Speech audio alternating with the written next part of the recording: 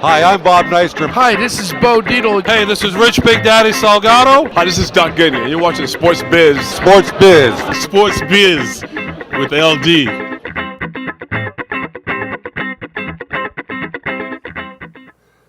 Sports fans, this is Sports Biz with LD. I'm Larry Davis, host of Sports Biz with LD. I got to tell you, David, I like the new opening, man. That was pretty cool.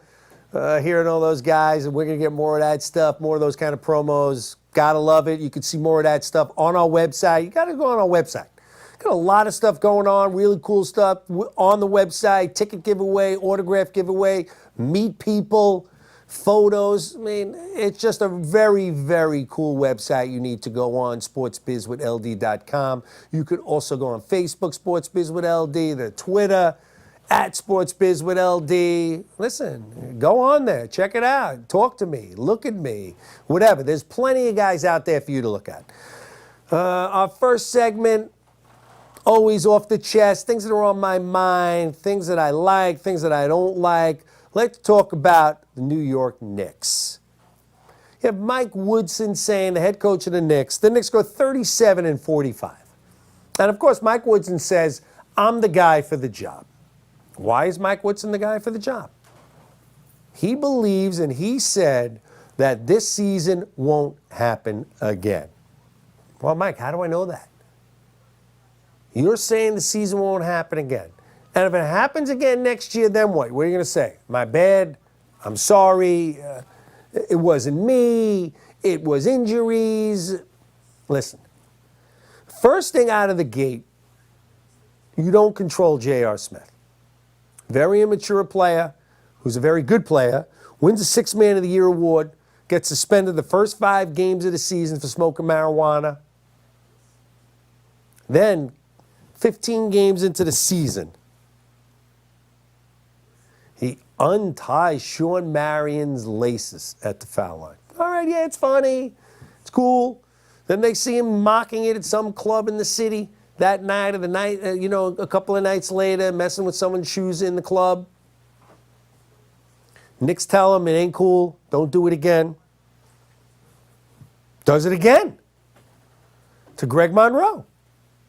Woody, you got to get control. The guys in the locker room are looking at you. And what'd you do? Nothing. You didn't play him, what, for a half? Sat him down for a fourth? No. You let him know and the media go, you know something? You're not playing for the next 2-3 games. You know, guys make so much money. The only thing you could stop them with in any sport is playing time. You did nothing.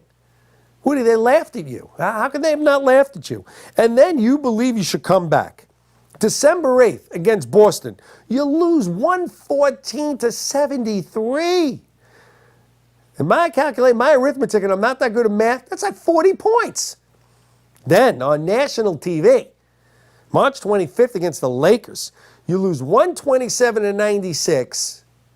Oh, by the way, Kobe does not play. So the greatest player on the planet does not play.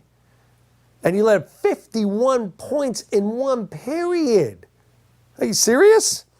And then against Phoenix, which was a surprise team of the year, and we had mentioned on the show earlier, that you think about Phoenix is 10 games over 500 and does not make the playoffs, and you want to get in the playoffs, and you're going to be 10 games underneath. You only had to win a couple more games and you would have been in the playoffs. And you lose to them 112-88. I don't know, Woody. I don't think you belong coaching the next year. And, I spoke to Walt Clyde Frazier about a week ago at the Pink Tie event at the Carlisle here in Long Island. Let's see what Clyde had to say about the Knicks. Hi, I'm Larry Davis, Sports Biz with LD. Whoa, Clyde Frazier. Clyde, what's happening, man? Yeah, kicking it tonight on Long Island for a very worthy cause. An excellent cause. Yeah, I got my pink on and symbolic of the occasion tonight, so.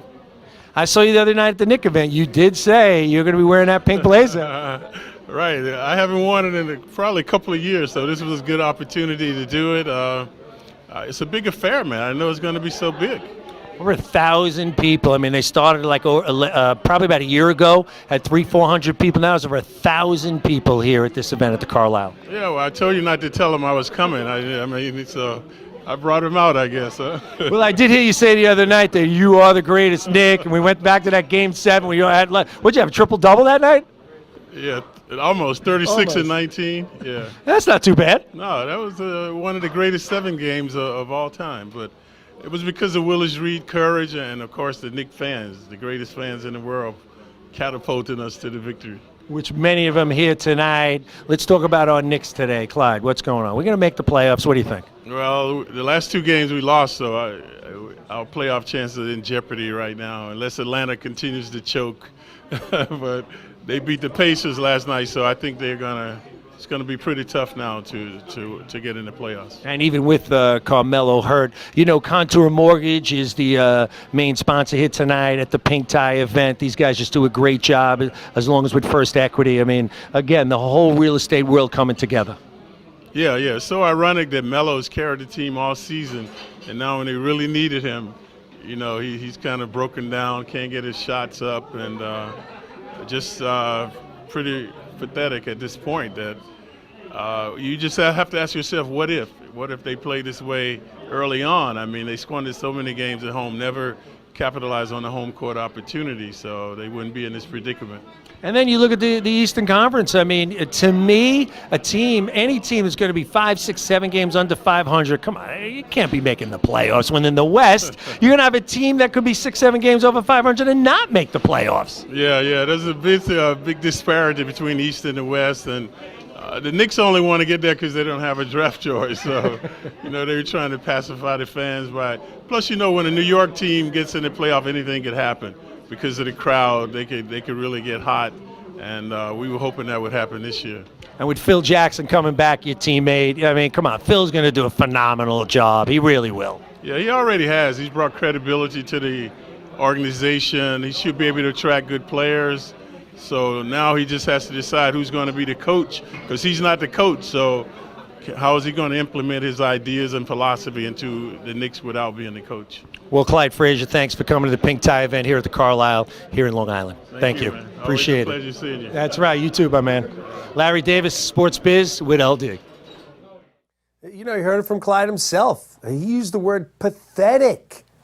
Pathetic. Atlanta loses 17 out of 21 at one stretch at the end of the season, and the Knicks still don't take over. Woody, I'm sorry. You don't belong coaching this team. Phil Jackson comes along, the greatest winner in sports history, in any sport. Anybody. Nobody won like Phil Jackson. You could say he had the players, doesn't matter. He still won and continued to win. It's not like he did 1 year, 2 years. He continued to win with the greatest players on the planet at that time. Got them to gel with the egos, with all the money. It's a whole nother game. Phil Jackson's the man. I had said a couple of weeks earlier on the show that I believe Steve Kerr is going to be the guy he's going to bring in. He's going to come from the broadcast booth. I also read that in today's paper. I think that's going to happen. Sorry, Woody. You don't belong coaching the New York Knicks. Next on the list, listen, I'm not here to always talk about, so early in the season, talk about players that are playing great, not playing great. But Masahiro Tanaka, the $175 million player who came over from Japan. I mean, I know it's all good in the beginning. He's only pitched 3 games. He's 2-0, 2.05 ERA, which is great. But what jumps out to me, 28 strikeouts and only 2 bases on balls. I mean, that is pinpoint control. That's ridiculous. 28-2 ratio. This guy's got something. He's unflappable so far, we see. He goes deep into the games, throwing 100 pitches or more a game. I don't know. I like him. I mean, move over, CC. This could be the ace of the Yankee staff. Again, I know it's early, but I got to tell you, I like him. And then Pineda. Look at the Yankee back of the rotation. Pineda's 2-1. He looks lights out with a 1.00 ERA. Yeah, I know he had the stuff on his. They found a little dirt. They found some pine tar. Listen, a lot of players say a lot of guys do that. So that's not that big of a deal. And if it was such a big deal, John Farrell of the Boston Red Sox, the manager, would have made a big deal out of it. Excuse me. Maybe he's waiting until, September when the games really matter to complain. But let me tell you, the Yankees, with that back end of the rotation, they're looking very, very good. Again, what I had said in the beginning of the year when we had Jim Leyritz on the show, my concern is how are the Yankees getting to the bullpen? Now, you had Sean Kelly go 4-4 in save situation, so it brings up a point. Is the end of the game reliever, and there's only one Mariano, but does it really matter? Do you really need to spend so much money on that guy? You use an example, Jim Johnson, who was with the Orioles, so the Orioles let him go, and the Yankees killed that guy anyhow. A couple of years ago, I think he had like 50 saves. Goes to the A's this year. He's like 2-2 or 1-2 and 2 blown saves. They took him out of the closer role already. And does that really matter? And then you look at the Yankees with Dave Robinson getting hurt already. Again, I look at the Yankees. I look at the bullpen. I think the bullpen is something of how the Yankees are going to get to the closer. It's early in the season. Can they continue to do what they're doing? The Yankees right now have the best record in baseball. They're 10-6 as we tape. Again, if you remember last year, Yankees were in first place too with a patchwork team and ended up way out of the playoffs, did not make the playoffs. So time will tell, especially when you spend $500 million to put a new team together. And then they got the injuries. Mark Teixeira's injured, Savelli's injured. We just said Robinson injured. But again, injuries are part of the game. So everyone's got them. So I'm not going to feel bad for the Yankees, but when you spend that kind of money, you got who's on your bench who can fill in. We all know the Yankee farm system is not there. I don't know who's on that farm system. So, but again, the whole thing I'm talking about, that Tanaka is very, very impressive to me. I really like him. Now let's get to New York Mets. There's always not much talk about the Mets, but remember, the Mets started out 0-3, got swept by the Nationals at home. Everybody, the cliff. Everyone's on the cliff. That's it. The Mets stink. What are we even going? Why are we going to watch them? As we tape today, the Mets are 8-7. Swept the Diamondbacks. And I know the Diamondbacks stink, but they swept them. They're 8-7. Here come the Mets. I mean, who knows where they could be? 8-7. As long as they stay competitive, people are going to go to the stadium. People are going to watch the Mets. They're watchable. And let's not forget, you want to talk injuries. Listen, they lost one of the best pitchers in baseball, Matt Harvey. And they're still going strong. And they have a farm system. Again, I'm not saying the Mets are going to overtake the Nationals or the Braves, but New York Mets at 8-7. Let's not all jump off the cliff. They're not that bad. I think they're going to win. I like that Sandy Olsen said they're a 90-win team. I like that. What's wrong with that? I think they're more 85-90, but I like it. And, I was with Doc Gooden a couple of weeks ago. I'd like to hear what Doc said about the Mets, see how Doc's doing. Let's go to the tape. Me and Doc Gooden about a week ago at the Pink Tie event, also at the Carlisle. Hi, I'm Larry Davis, Sports Biz with LD. My good buddy, Dwight Doc Gooden. Dwight, how you doing, man? Oh, everything's good. It's good to be here. It's always good to see you, my man. Oh, thanks, man. I appreciate that. Nice to see you, too. Pink tie. We both got it. We're matching a little bit. Yeah, we're both looking good tonight. How did you get involved with the Pink Tie with Rich and Mike Cave? I actually met Rich and Mike. I met them at Steiner's for a Christmas party, and we hit it off pretty well because they're telling me with Pink Tie what they do with breast cancer out of Long Island, and it hit close to home. My nephew Gary Sheffield, his dad lost 2 sisters and a mother to breast cancer, and I thought it was a great way for me getting involved. And then Long Island, where the percentage is so high, I was a resident. Right. I was a resident out of Long Island, doing my playing dates with the Mets for 12 years, so I just thought it was a perfect fit, and I'm happy to be a part. Oh, it is a perfect fit. I mean, it's just a shame what's going on here in Long Island, the level of breast cancer. But guys like you coming along, we got to love it. Now, I know also they hired you for First Equity. I think I had Rich on the show last week. I think he calls you the MVP there? Yes, MVP. I told him I got to have a title, so it's MVP, which is cool. It's like the marketing vice president. So, no, that's good. So just changing uniforms, for the baseball uniform. Yeah. Getting involved with corporate America for another good cause. So I'm looking forward to it. And today's April 7th, and I know today is the 30th anniversary. You started in Major League Baseball today, pitched against the Astros, jumped the fence. Talk to me, buddy. What happened that day? It was an amazing day. It is the 30th year anniversary. Opening day, your first big league start. You got the butterflies going. My parents was there. the bus was leaving until 5 o'clock for 7:30 start. So about 2 o'clock, I just got too anxious and anxiety. I couldn't wait for the bus, so I actually found out from the concierge where's the stadium. He told me, and I walked about 3 miles. When I got there, I didn't know how to get in, so I jumped this 8-foot fence to get in. Now once I get in, security stopped me, and they want to see ID, and I'm telling them, do I good, I'm pitching, and the guy tells me, yeah, sure. So he had the walkie-talkie, called the front office, and they finally let me in when our trainers was there. But it was a tremendous night in the shutout with my family, and it started my career. And Stroy hit a home run that night. You got the win. They won 3-2, right? Yes, 3-2. That's very good. 1-3-2. I did a little homework, buddy. Oh, I see. You're on top of it. It was a good day. Great first start. It is great. And, you know, again, here at the Pink Tie, I gotta love you having you, and I can go on for a long time. I really appreciate you coming on, Doc. Oh, thanks for having me. Always good to see you. My pleasure. Thank you. Doc Gooden, Larry Davis, Sports Biz with LD. Gotta love Doc Gooden. Listen, he's one of the few guys who go both ways, Yankees and Mets. Him, Darryl, David Cohn, you know, played and excelled for the Mets and the Yankees. And you gotta love what Doc said. And then bring it back 30 years ago, that's when Doc, you know, pitched his first game in the Astrodome. The Astrodome's not around anymore. So everybody young out there, you have no idea what the Astrodome was, but Astrodome held a lot of big games. One of the biggest collegiate NCAA games ever. Had the Bobby Riggs, Billie Jean King men versus women tennis tournament, which, you know, Billie Jean King just wiped the floor with him, but he was 20 years older, but still. But, you know, love Doc Gooden. I mean, big fan of his and vice versa. Him and I know each other for a long time. And now let's get to the Jets. You know, quietly and methodically, Rex Ryan and John Idzik are making moves.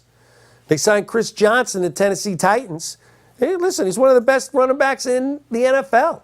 Signed him to a 2-year deal, $8 million guaranteed, another $1 million he can get in incentives. I like it.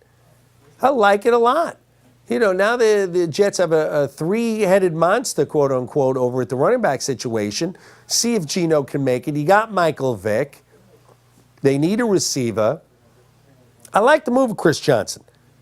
Chris Ivey in the backfield with him. Bilal Powell, Mike Goodson, who tore his ACL, and MC. I think he tore up his knee really bad, but I like what the Jets have. I think the Jets got a shot. They haven't made the playoffs in the last 3 years. So, again, it'll all be about the quarterback. With them having Michael Vick, it's going to be interesting. But, again, I've said it before on the show. I'm not a fan of Rex. You know, Rex, I haven't made the playoffs 3 straight years. I don't see why you're going to make it this year because of your coaching. It's going to be all about the players, and you haven't talked to anybody. It's all about the coaching. You know, I sat down with Shane Spencer. We're going to get to that interview in a minute. I want to thank the Rampart Group, one of our sponsors. Appreciate you being a part of our team here. You're in business. Your team's in business over 40 years. 40 years in business. Any insurance you need, except title insurance, health, life, annuities, they got it all. Located in Lake Success, but that doesn't mean it. They're all over the country. They'll go anywhere to get your business, and they do a very good job. Always answer the phone, always get back to you. You know when you need your insurance guy, that's when they're hiding. These guys do not hide. They are always there for you. Over 250 agents at the Rampart Group. I know them personally. I appreciate being a part. You can find them on the web, rampartinsurance.com. I had a chance to interview a good friend of mine, Shane Spencer. He only won 3 World Series titles with the Yankees. Unfortunately, couldn't be live on the show with us, but he did say he will sit in with us one day when he comes. Right now, he's with the Somerset Patriots. They're an independent baseball league. They do come out here and play the Ducks. So he did tell me when they come, he will come in and sit in the studio. Right now, I want to play an interview that I did with Shane Spencer probably about an hour ago before we were on air. Shane Spencer and myself. Shane Spencer, we just played the call of your 3rd Grand Slam. In 67 at-bats when you came up in September of 1998. What was that like, man?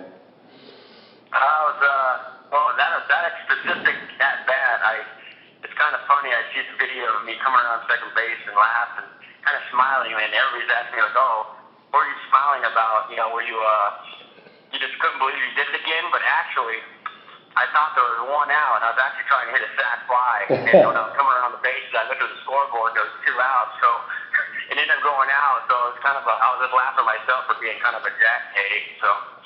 That's funny because sometimes That's funny. that is because sometimes people would think like the pitcher might think you're showing them up or something. You're laughing going around second base and they just didn't realize you didn't know how many outs it was, right? Yeah, so it's kind of comical, and then people, so I kind of have to explain that story. It's kind of funny to laugh at yourself about some things like that. But that whole season, even in AAA, was just just one of those years you dream about. Everything was slowed down, and it didn't matter what it was or who it was. Just everything was clicking.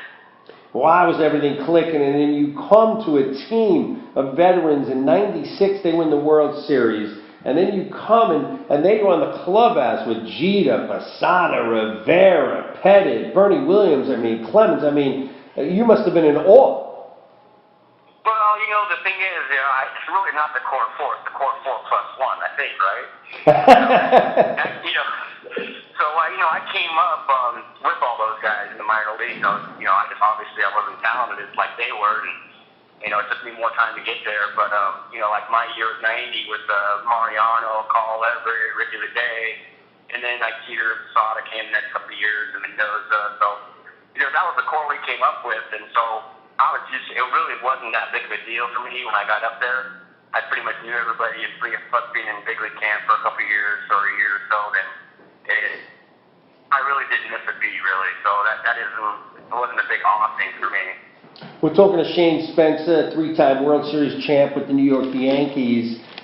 Shane, so talk to us about these couple of icons that you played with. What is it that makes Derek Jeter one of the greatest Yankees and one of the greatest baseball players in history? Well, I don't even think it's the baseball part. I just think it's the person, actually. And you look at all those guys, including Bernie, who was a little bit before me, I just think you take what they are off the field and they translate it on both sides. And not everybody's like that, believe me. You play for a long time and you see alter egos. But those guys are what they see, what people see on TV.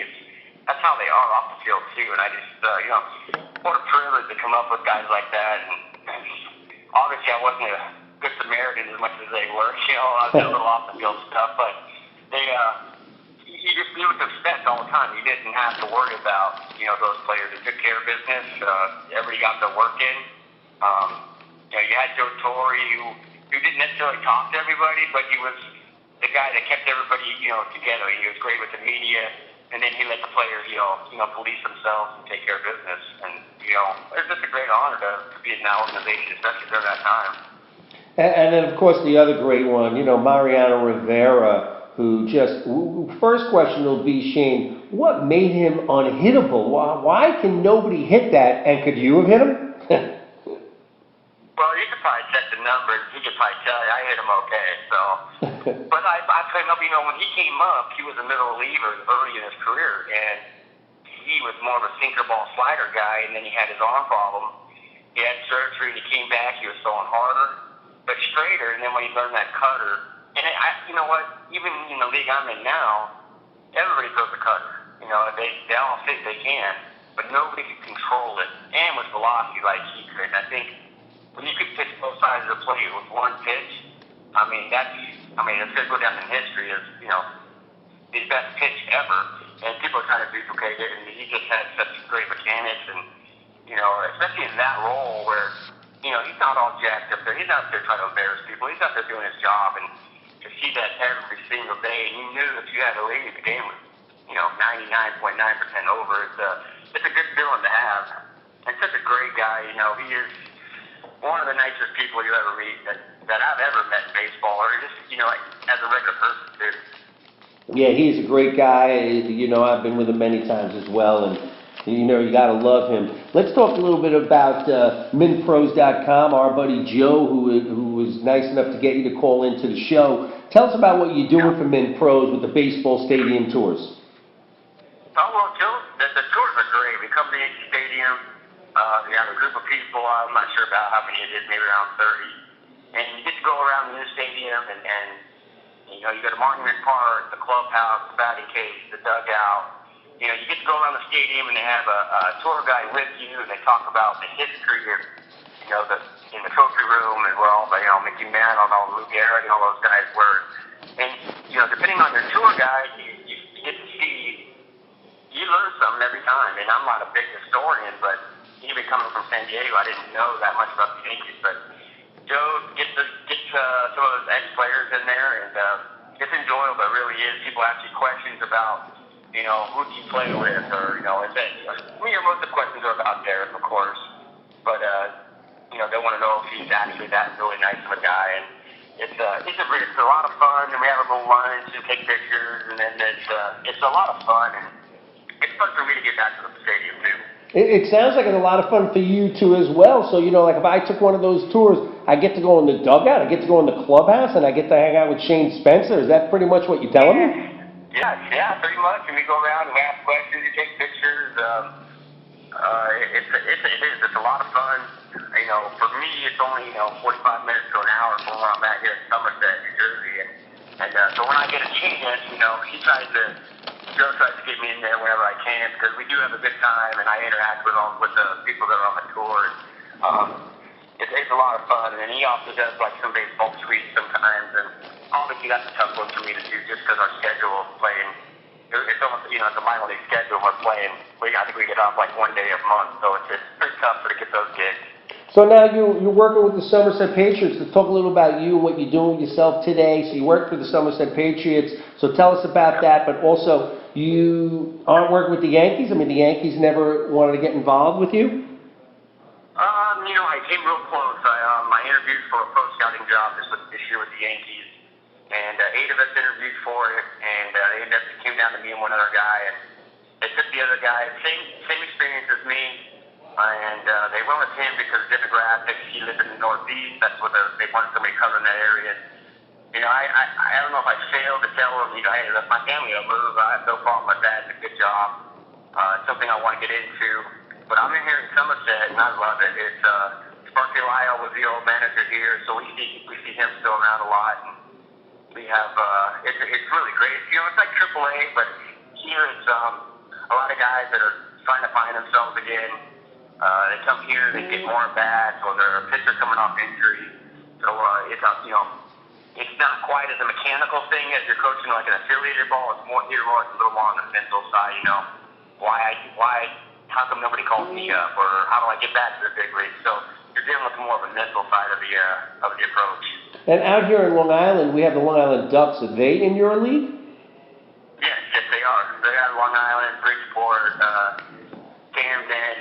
We even got a team in Texas now that we travel a couple times during the season and go down there and play. So that's where Clemens is. His kid plays on that team, so we'll go down there. I see Roger a couple times during the year.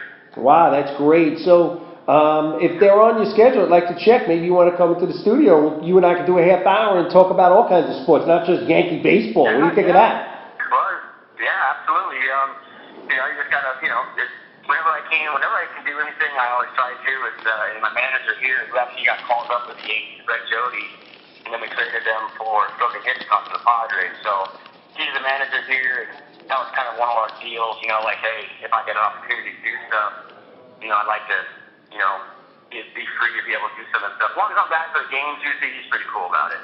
That's great. So one last thing, Shane, where can everybody get in touch with you, whether they can come through me, of course, and go through Joe to get you to do appearances and stuff? Your website, Facebook, what kind of good stuff you got going out for people to get in touch with Shane Spencer? Usually Facebook, pretty open on Facebook.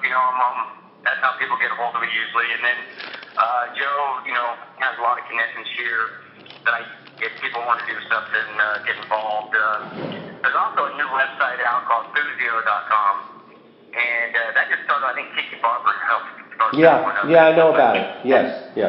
Yeah, and it's pretty good. I've got to do some dinner engagements and stuff like that. It's pretty cool, and you can do, people calling if they want you to do a video for somebody's anniversary or birthday. We can do it right off our iPhone and send it, it's a pretty cool deal. Especially for the people up here in the Northeast, I got to do some stuff with them, so you can also check out that site too. Beautiful. We definitely will. Shane Spencer, again, mintpros.com. Our buddy Joe does these tours all over, and you can hear in Shane's voice, he has as much fun doing the tours as people like you and me who'll go on the tours. Shane Spencer, thanks for calling into Sports Biz with LD. I really appreciate it, buddy. I would definitely see you and hopefully get you in the studio. Thank you very much, and look forward to talking to you guys down the road. You got it, Shane. Thanks, man. Shane Spencer, that was great. I want to thank mintpros.com, my buddy Joe, for getting Shane to come on the show. I want to thank the Rampart Group. I want everyone to go to Facebook, Sports Biz with LD. Follow me on Twitter at Sports Biz with LD, sportsbizwithld.com. That's my website. Kayla, what do you got to say to everybody? Hi, Jack. Hi, Jolie. Hi, Emily. Chloe? I was on Baby Got Bat earlier, and go watch Baby Got Bat. Gotta love it. Thanks, everybody. I'm Larry Davis. Listen to this clip. This was the third Grand Slam in September, the call-up from Shane Spencer by Al Troutwick. Hear it. Thanks. Peace, everybody. Happy holidays. Long drive. Way back. At the wall. God! History of Yankee Stadium on the season's last day.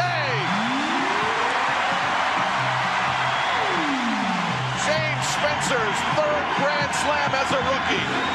It's a September to remember and his 10th home run.